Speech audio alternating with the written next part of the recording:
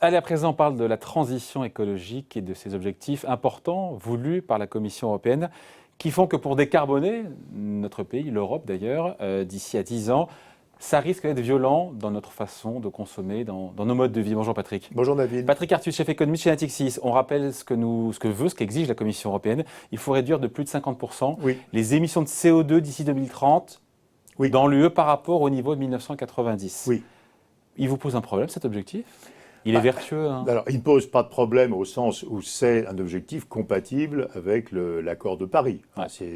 Il faut passer par ce point à moins 50, moins 55% en 2030 pour arriver à la neutralité carbone en 2050. Exactement. Et la neutralité carbone nette, mais enfin...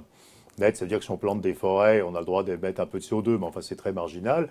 La neutralité carbone nette en 2050, elle a ce point de passage en 2030. Hein. Ouais. Donc du point de vue de nos objectifs climatiques, sur lesquels je pense qu'il y a quand même maintenant un consensus très large, au moins en Europe, il n'y a pas d'autre choix. Quoi. Je veux dire, voilà. Tendanciellement, on fait quoi? Alors, si on regarde la tendance présente, donc moi je fais des calculs qui doivent être à peu près justes, mais la tendance présente de...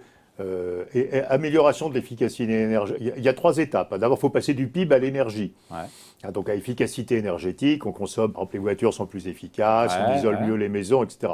Ensuite, il faut passer de l'énergie aux énergies fossiles. Ouais. Hein, et donc, la part des fossiles à l'intérieur du mix énergétique. Et ensuite, il faut passer... qui est amené à réduire, évidemment. Voilà. Et ensuite, il faut considérablement réduire, je vais revenir, les énergies fossiles. Et ensuite, passer de la part du fossile au CO2, parce que dans le fossile, par exemple, si vous mettez du gaz à la place du charbon, c'est une forte réduction des émissions de CO2. Ouais. Pour faire de l'électricité, le gaz naturel, ça émet 2 fois moins de CO2 que le charbon. Hein.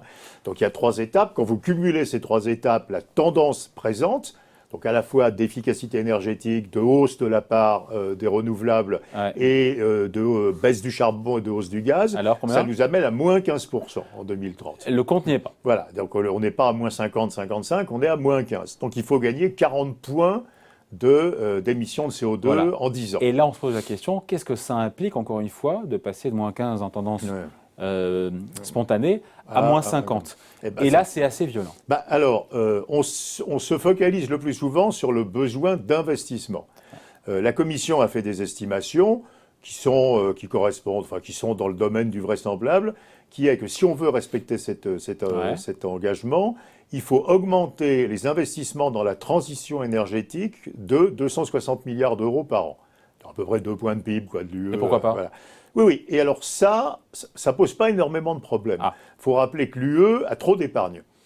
Nous avons un excédent extérieur et nous prêtons d'ailleurs notre épargne au Trésor des États-Unis, ce qui est quand même pas forcément très malin. C'est ce qu'a dit d'ailleurs en fin d'année le président français. Voilà, le président français d'ailleurs doit lire la recherche de Natixis, mais parce que c'est quelque chose sur lequel on met beaucoup on en parle depuis longtemps. Quelque chose de tout à fait scandaleux en Europe, c'est que l'excès d'épargne des Européens est prêté aux États-Unis et que l'Europe est devenue le plus grand prêteur aux États-Unis devant la Chine, ce qui est quand même très part. Et donc l'épargne, elle est là. Donc multiplié par 3, puisqu'on a à peu près l'effort d'investissement dans la transition énergétique, ce qui est le renouvelable, mais pas seulement, hein, l'isolation des maisons, des dépenses dans l'agriculture, enfin il y a plein de choses qui ne sont pas que les investissements dans le solaire et dans l'éolien. Ça ne pose pas de problème de ressources en épargne. Aujourd'hui, beaucoup d'investisseurs ont beaucoup d'argent à mettre dans les investissements, dans les énergies renouvelables, dans les infrastructures, avec des rendements qui sont très attractifs. Donc cette case-là, on peut la cocher la case tranquillement. investissement, on va savoir le faire. Il y a une chose qui est beaucoup plus difficile à faire, c'est qu'il ne suffit pas seulement d'investir. C'est un débat qu'on a, par exemple, sur la notion de ce que c'est qu'il y a une obligation verte. Une entreprise qui investit dans le vert, ça n'a d'effet sur le climat que si, dans le même temps, elle désinvestit du reste. Donc, ce n'est pas parce que vous construisez une éolienne qu'on émet moins de CO2. C'est que vous construisez une éolienne et que vous arrêtez une centrale au charbon. Hein. Et donc, la réalité, c'est que le véritable problème, ce n'est pas le problème d'investissement, c'est le problème de destruction de capital et bien entendu de destruction des emplois qui vont avec le capital. Alors, c'est des choses qui sont très discutées. Le gouverneur de la Banque d'Angleterre, Carnet, a écrit des articles extrêmement intéressants sur la nature des pertes pour les entreprises. Et une des pertes, c'est les dérèglements climatiques, ça, c'est les tornades, des inondations. Une des pertes, c'est le risque juridique, mais la grosse perte, c'est qu'on va détruire du capital, qu'en anglais on appelle les stranded assets, le capital qui va plus pouvoir être utilisé. Par exemple, des gisements de pétrole qu'on ne va pas vider, par exemple des usines au charbon pour faire de l'électricité, par exemple des usines automobiles qui font des moteurs diesel, etc., etc., etc. Donc il y a une longue liste de capital qui a été investi. Donc et sur lesquels il y aura des pertes. Et bien sur lequel ce capital, on ne va pas s'en servir alors qu'on l'avait investi. Ouais. Mais ce n'est pas le plus dramatique. Alors les estimations sont extraordinairement larges. Il y a on parle probablement en Europe, on n'en sait rien, c'est très très large, parce que ce n'est pas que le secteur de l'énergie. Vous voyez, l'automobile, c'est un immense problème. On parle de 1000 milliards d'euros de capital perdu en Europe, mais honnêtement, les estimations sont dans des échelles et quel très, impact très pour larges. monsieur tout le monde Alors, si je suis une entreprise, ça veut dire que dans ce que j'appelle mes fonds propres, il y a une partie qui n'est pas des vrais fonds propres. Ouais. Par exemple, je suis une entreprise automobile, j'ai une usine qui fait des moteurs diesel, elle aurait pu marcher 30 ans, pas de chance, je vais devoir la fermer dans 10 ans. Ouais. Donc cette usine, elle vaut moins que ce qui est la valeur dans mes comptes. Ouais. Donc c'est une perte de valeur pour les entreprises. Et en termes macroéconomiques, on a pris de l'épargne dans le passé pour construire une usine de moteurs diesel. Cette épargne, elle est perdue, quoi.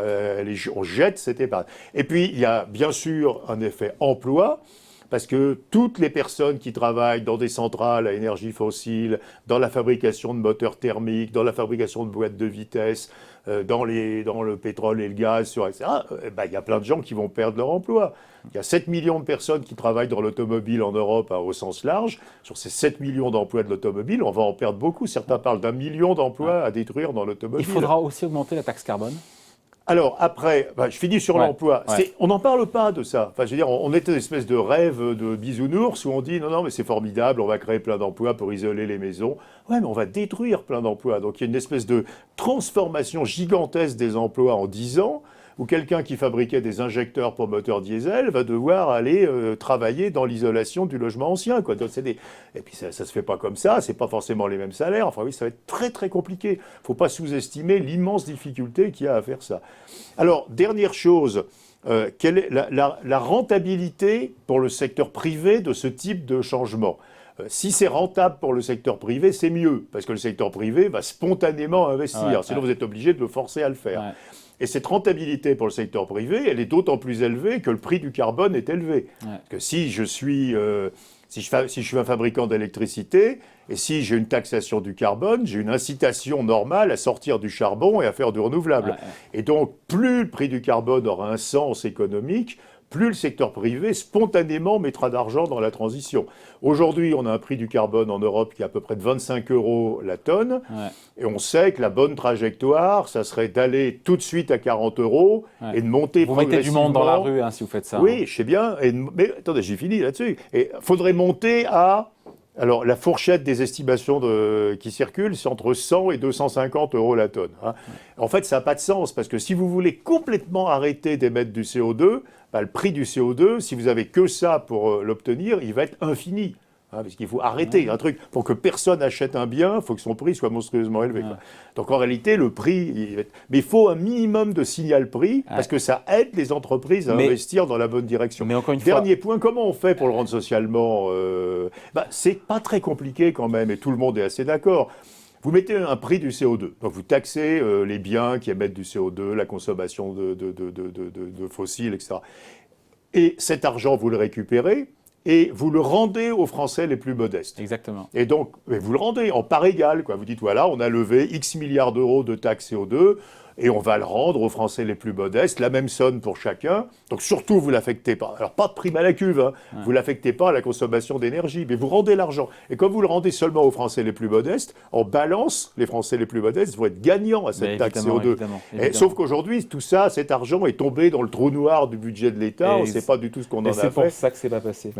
Mais ce n'est pas suffisant aussi pour atteindre encore une fois cette réduction de 50% des émissions de CO2. Si on fait tout ce que je viens de dire, ça marche. Il faudra pas aussi, encore une fois, réduire de 40% la consommation d'énergie fossile par rapport Mais à si ce les qu'elle gens est ne le font pas aujourd'hui. spontanément, est-ce que derrière, Après, pour respecter ces objectifs ambitieux, il ne faut pas, au-delà de l'impact qu'on a vu sur l'industrie auto, c'est pas encore une fois oui, contraindre les gens à prendre moins leur voiture, à moins voyager, à moins prendre l'avion? à nouveau, le signal prix suffira pas. Le signal prix suffira pas, parce que si on voulait que le prix du CO2 fasse tout le travail, il faudrait un prix gigantesque du CO2 qui n'est pas faisable. Donc il faut un signal prix, donc un prix du CO2, à nouveau 40 euros, 100 euros dans 10 ans, quoi, qui soit une espèce de voiture balai qui fasse faire les bons choix. Et puis il faut de la régulation. Ah mais c'est ça le point, et c'est en ça que oui, ça peut changer largement nos modes de vie. On l'a, la régulation. Les voitures ne doivent pas émettre plus de 95, je ne sais plus, grammes de CO2 au kilomètre. Enfin, on a une régulation extrêmement sévère donc, sur les voitures, on a une régulation extrêmement sévère sur l'isolation des maisons. Enfin, donc il faut bien sûr de la régulation en plus du prix. Mais encore plus qu'aujourd'hui. Ah bah oui, encore plus, parce qu'à nouveau... Mais jusqu'où, encore une fois, ça impactera notre façon de consommer, de voyager, de se déplacer? Il va falloir, évidemment, j'en sais rien, enfin, dire après ça, la répartition de l'effort entre le transport aérien, le transport terrestre, le chauffage, il est extrêmement compliqué à faire. Et puis il y a des marges de manœuvre, mais à nouveau, je pense que c'est à peu près faisable. L'objectif de la Commission européenne est tenable. Non, technologiquement, je pense que c'est faisable. On peut tripler les investissements dans les renouvelables, dans la transition. À nouveau, je pense il y aura de la casse. Le vrai sujet, c'est l'emploi. C'est les emplois qui vont disparaître. On refabrique une vague de suppression d'emplois dans les énergies touchées, avec 10 ans devant nous, pour reformer les gens, leur trouver un nouveau job. Donc je pense que le vrai sujet, c'est l'emploi. Faire 3 fois plus d'éoliennes et de solaire, on va savoir le faire.